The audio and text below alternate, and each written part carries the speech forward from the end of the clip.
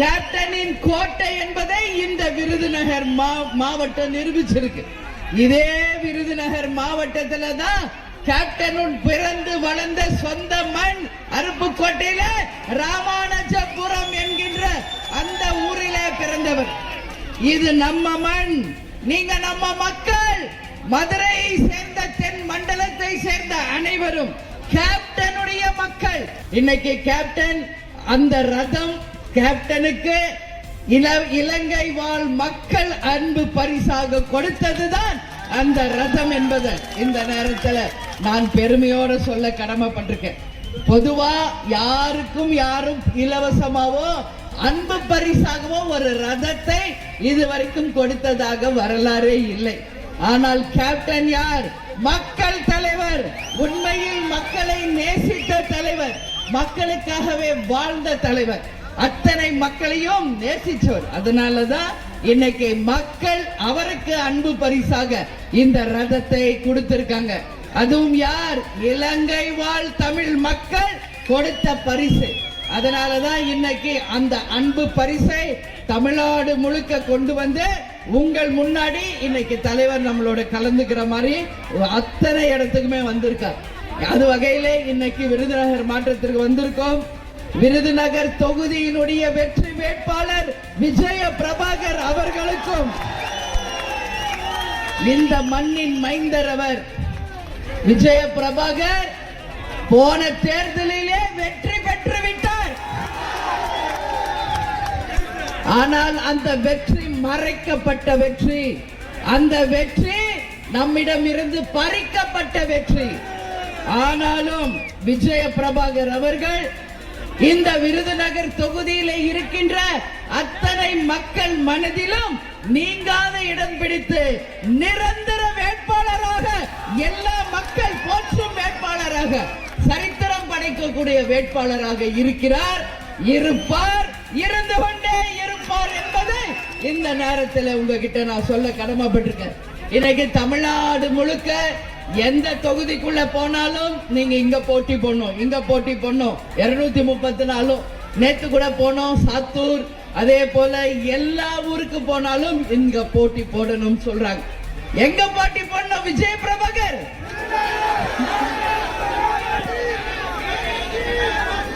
இல்ல, இந்த விருதுநகர் தொகுதியில மொத்தம் 6 சட்டமன்ற தொகுதி இருக்கு. எந்த சட்டமன்ற தொகுதியில் போட்டியிடணும்?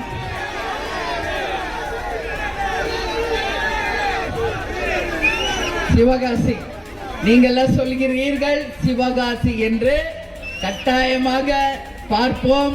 கேப்டனின் ஆசீர்வாதம் எப்படி இருக்கு, எப்படி நமக்கு கிடைக்கிறது என்பதை நாம் அனைவரும் பொறுத்திருந்து பார்ப்போம். ஏன்னா உங்களுக்கு நான் ஒரு வரலாறு சொல்றேன். 2006 தலைவர் தேர்தலில் நின்ன முதல் தேர்தல் தேசிய முற்போக்கு திராவிட கழகத்தினுடைய அதிகமான வாக்குகளை பெற்ற தொகுதி சிவகாசி தொகுதி என்பதை இந்த நேரத்தில் நான் பெருமையோடு சொல்ல கடமைப்பட்டிருக்கேன். இந்த சிவகாசி தான் தமிழ்நாட்டிலேயே அதிகமான வாக்குகளை பெற்ற தொகுதி என்பது அந்த பெருமைக்குரியவர்கள் நீங்கள் தான். அதற்கு பிறகு வந்த சட்டமன்ற தொகுதியிலும் நாம் மிகப்பெரிய அளவு வெற்றி பெற்றோம்.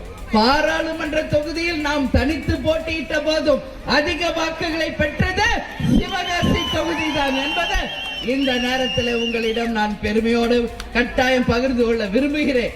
அதனால நிச்சயமாக வருகின்ற தேர்தலில் விஜய பிரபாகர் அவர்கள் எங்கு போட்டியிடுகிறார் என்பதை அத்தனை பேருடைய ஆசீர்வாதத்தோட நிச்சயமாக நாம அதிகாரப்பூர்வமாக அறிவிப்போம். அந்த முறை நம்மிடம் வெற்றி பறிக்கப்பட்டது. இந்த முறை அந்த வெற்றி உறுதி செய்யப்பட்ட ஒரு வெற்றியாக, மக்கள் போற்றும் ஒரு வெற்றியாக நிச்சயமாக இருக்கும் என்பதை இந்த நேரத்தில் நான் சொல்ல கடமைப்பட்டிருக்கிறேன். அதே மாதிரி பட்டாசு தொழிற்சாலை இங்க விருதுநகர் மாவட்டத்துல தான் அதிகம். ஆனா எப்ப பார்த்தாலும் பட்டாசு தொழிற்சாலையில விபத்து நடந்து கொண்டே இருக்கிறது. அங்கே பல்வேறு மக்கள் இறந்து கொண்டே இருக்காங்க. ஒவ்வொரு முறை அந்த நிகழ்ச்சி நடக்கும் போதும் தொடர்ந்து நம்மை அறிக்கை கொடுத்து இங்க நம்ம மாவட்ட செயலாளர் நிர்வாகிகளை நேரடியாக சென்று அந்த குடும்பங்களுக்கு ஆறுதல் தெரிவித்து நம்மால் முடிந்த உதவிகளை நாம் செய்து கொண்டிருக்கிறோம். இனிமேல உங்களுக்கு நான் சொல்றேன், 2026 தேர்தலுக்கு பிறகு பட்டாசு ஆலை விபத்துகளோ மரணங்களோ நடக்காம உறுதியாக தேசிய முற்போக்கு திராவிட கழகம் மக்களுக்கு துணை நின்று அந்த விபத்துகள் நடக்காமல் நிச்சயம் காக்கப்படுவீர்கள் என்பதை இந்த நேரத்தில் உங்ககிட்ட நான் சொல்றேன். நாங்க சைனாக்கு போயிருந்தோம். அப்போ எல்லாரும் என்கிட்ட சொன்னீங்க, தேர்தல் அப்ப நான் வரும்போது சைனா பட்டாசு வந்த பிறகு இங்க வியாபாரம் முற்றிலுமாக முடங்கி போய்விட்டது.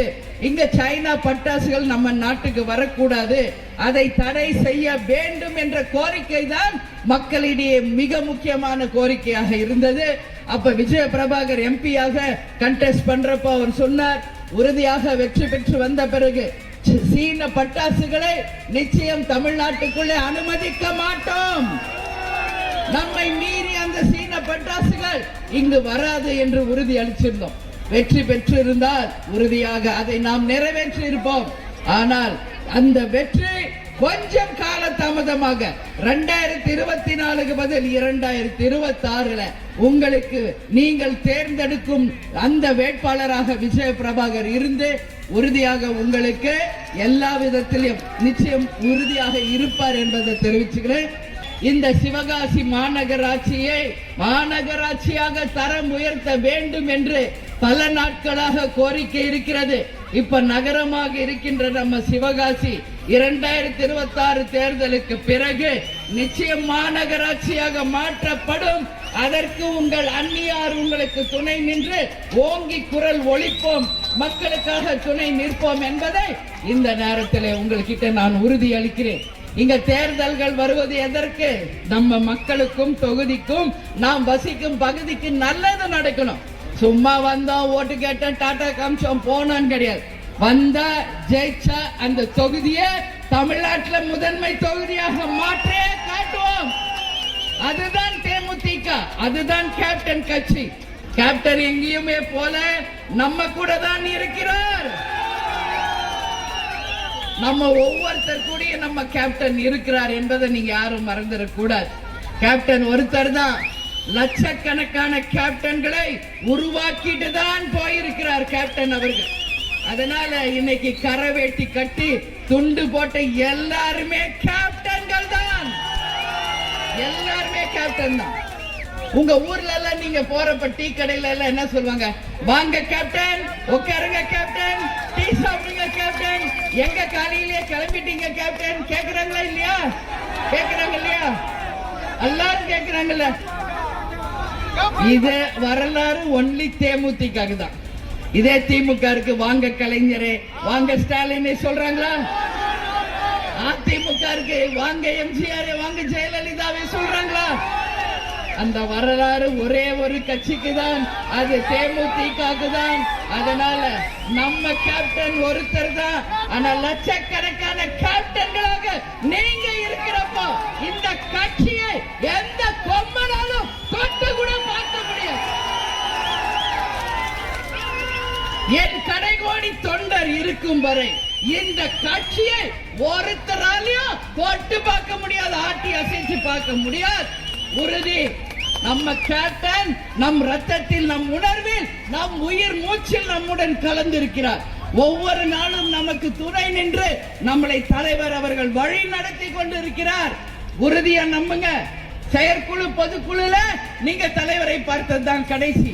அன்னைக்கு அவரால் முடியலன்னாலும் எந்திரிச்சு என் கையை உயர்த்தி இனிமே இந்த கட்சியை நீ உன் கையில் ஒப்படைக்கிறேன் என்று சொன்னாரே தலைவர் அவர்கள். தலைவர் இருந்த வரைக்கும் நான் உங்க அண்ணி, இவ்வளோ பெரிய பொறுப்பு கடமையை தலைவர் என் கையில கொடுத்துட்டு போயிருக்கிறார். உங்க அண்ணி இனிமேல் உங்கள் அன்னை, உங்கள் தாய்.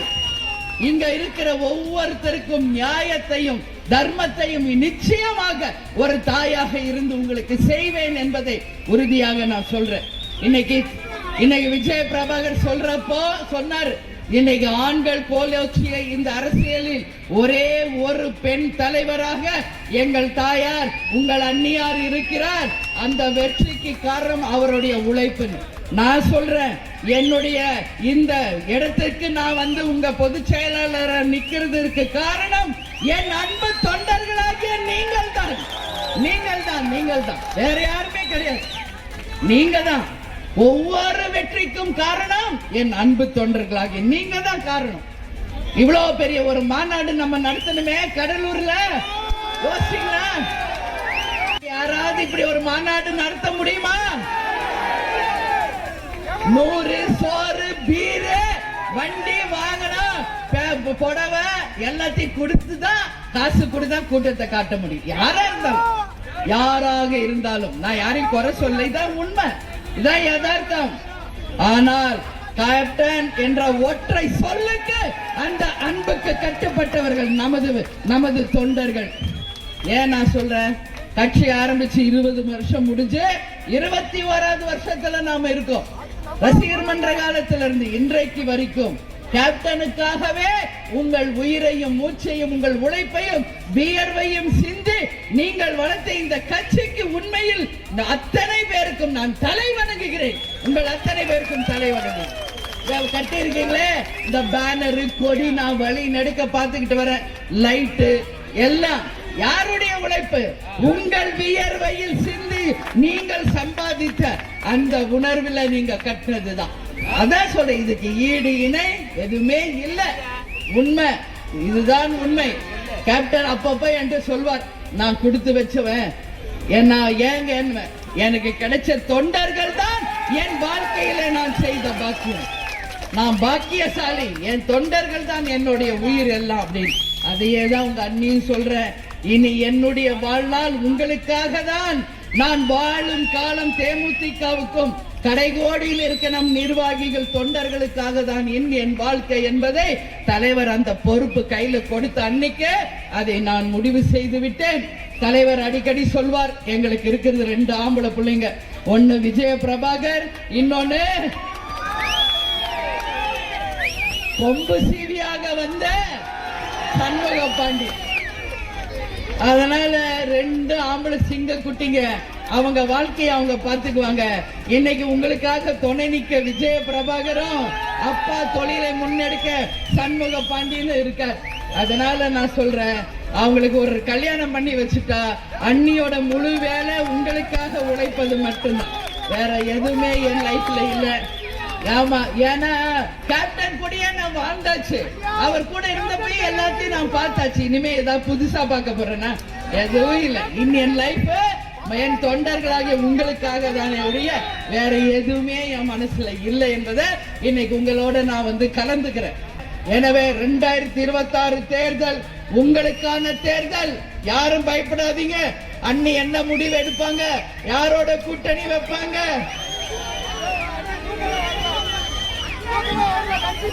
அப்படின்றதானே உங்க எண்ணம் இல்ல. உங்ககிட்ட நான் சொல்றேன், நீங்க யாரை விரும்புறீங்களோ அவங்க கூட தான் கூட்டணி. என் நிர்வாகிகளும் என் தொண்டர்களும் யாரை விரும்புகிறார்களோ அவர்களுடன் தான் கூட்டணி என்பதை உறுதியா சொல்ற. தைரியமா இருங்க, தைரியமா இருங்க. நல்ல கூட்டணியை முடிவெடுப்போம். அந்த கூட்டணி தேமுதிகவுக்கும் நம் எதிர்காலத்திற்கும் மிகப்பெரிய ஒரு வெற்றியையும் மிகப்பெரிய ஒரு அங்கீகாரத்தையும் தரும் என்பதை மட்டும் இப்போ உங்ககிட்ட சொல்றேன். எனவே நான் 3ஆம் தேதி இந்த 4ஆம் கட்ட பிரச்சாரத்தை முடிச்சு சென்னைக்கு செல்வேன். சென்று சற்றேறக்குரிய ஒரு வாரத்துல உங்களுக்கு அதிகாரப்பூர்வமான அறிவிப்பு தலைமை கழகத்தில் இருந்து தருவோம் என்பதை இந்த நேரத்தில் உங்ககிட்ட சொல்ற உறுதியா. எனவே தைரியமா இருங்க, எல்லாரும் உழைக்க தயாரா இருங்க. தேர்தல் அறிவிச்சோன்னு நாம எல்லாரும் உழைக்க ஆரம்பிக்கணும்னு சொல்லி கேட்டுக்கிறேன். நீங்கெல்லாம் என்னைய எங்க அண்ணி முதல்வரா வரணும், துணை முதல்வரும் ஏதோ நீங்க சொல்றீங்க. ஆனா எனக்கு இங்க இருக்கிற நீங்கள் அனைவரும் இன்னைக்கு தொண்டர்களா நிர்வாகிகளா இருக்கிற உங்களை அரசு பதவியில் அமர வைத்து அழகு பார்ப்பதுதான் உங்கள் அண்ணியாக என்னுடைய கடமை, லட்சியம், கொள்கை என்பதை இந்த நேரத்தில் உங்களோடு நான் சொல்றேன். உங்களை உயர்ந்த பதவியில் அமர வைத்து அந்த அழகை கண்டு ரசிக்கணும் தலைவரும் நானும் என்பதுதான் அவர் கனவு, லட்சியம். அதை செய்தே தீர்வேன், உறுதியாக செய்தே தீர்வேன். இந்த சொல்லின் சொந்தக்காரோட சொல் இனி என் மூலம் தமிழ்நாடு முழுவதும் தொடர்ந்துட்டே இருக்கும். பெருமை அடைகிறேன், சந்தோஷமா இருக்கிறேன். நல்லா இருக்கீங்களா? பார்த்து ரொம்ப நாள் ஆச்சு.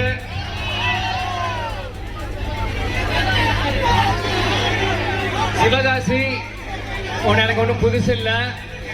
இங்கே 60 நாள் இதே இந்த ஸ்பார்க்லின் ரோட்ல தங்கி இதே வீதியில சுத்தி மக்களை ஒரு நாளைக்கு 60ல இருந்து 70 பாயிண்ட் இந்த விருதுநகர் மாவட்டம் முழுக்க மக்களை நான் சந்திச்சிருக்கேன். இது என் சொந்த ஊர் ராமானுஜபுரம் மண்ணில் இருக்கு. இந்த சொந்த ஊருக்கு திரும்பி வந்திருக்கேன். நேற்று சாத்தூருக்கு போன, அருப்புக்கோட்டைக்கு போன, இன்னைக்கு சிவகாசிக்குள்ள வரேன். ஒவ்வொரு தொகுதி சட்டமன்ற தொகுதி ஒவ்வொரு தொகுதிக்கு போகும்போதும் இன்னைக்கும் சிவகாசி தொகுதி உள்ள வர வர வர ஒரே ஒரு நபர் கூட என்னை திரும்பி பார்க்கல, இல்ல மூஞ்சி சொல்லிட்டு போல. எல்லாருமே என்னை பாசமாவும் சிரிப்போடும் அன்போட வரவேற்றுட்டு இருக்கீங்க. தேர்தலில் வேணா நான் தோல்வி அடைஞ்சிருக்கலாம், ஆனா உண்மையான நிலை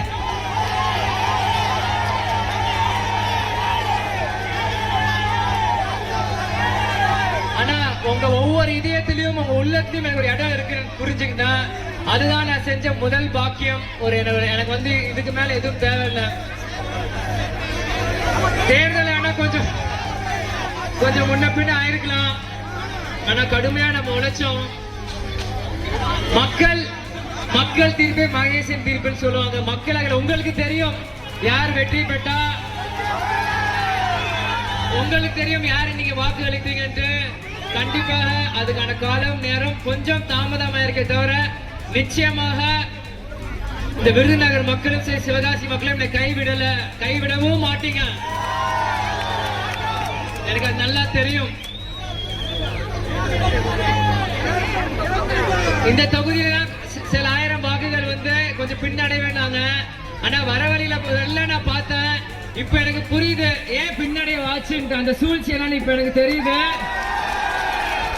ஏன் சொல்றேன்னா 2006ல தமிழ்நாட்டிலே அதிகமான வாக்குகள் வாங்கினது சிவகாசி தான் தேமுதிக. அப்ப 2024 ஏன் வரலன்னா இப்ப எனக்கு புரியுது. அப்ப என்னன்ட்டப்பா கேப்டன் நம்மளை வழி நடத்துவார்.